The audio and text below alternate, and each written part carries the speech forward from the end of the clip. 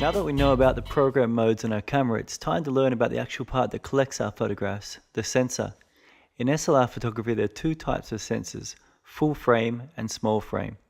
An example of a full frame camera is the 5D or the 1D. The sensor takes the same size photo as a 35mm camera. A small frame camera has what is called a crop factor and crops your photos, usually by about 1.6. This can be a Canon 7D or a 550D. The advantages of a full frame camera is they're great for landscape photos as you see exactly what you're shooting. They also have a better depth of field for portraits. As the sensor is larger, they require less light to expose the photo and are superior in lower light. The small frame has a crop factor of 1.6 and it actually magnifies your shots. So when you're shooting with a 50mm lens, it will be the same as an 80mm lens. Small frame cameras are perfect for sports as this magnification turns a 200mm lens into a 320mm lens. Cameras tend to shoot more quality images close to the center of the photo, so even though the photo is cropped, it's still taking the best part of the photo. So the choice is yours, full frame or small frame, large frame for landscapes and small frame for anything that needs to be magnified, for example sport or wildlife photography.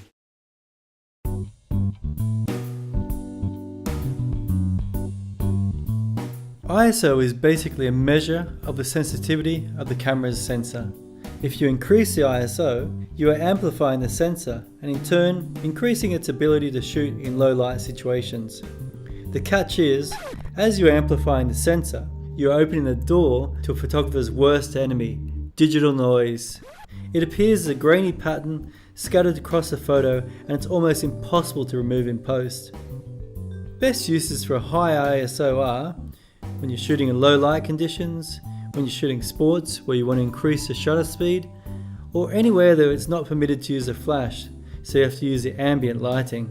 Remember, always shoot on the lowest ISO that is possible to achieve the lowest noise in your image. This will improve your chances of getting the best photo.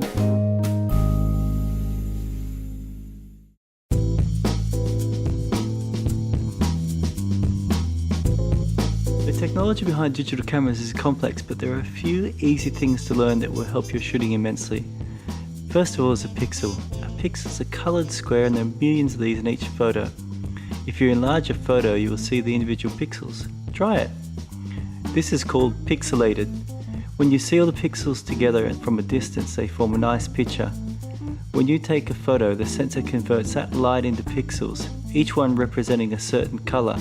The more pixels you have in an image, the sharper it will reproduce.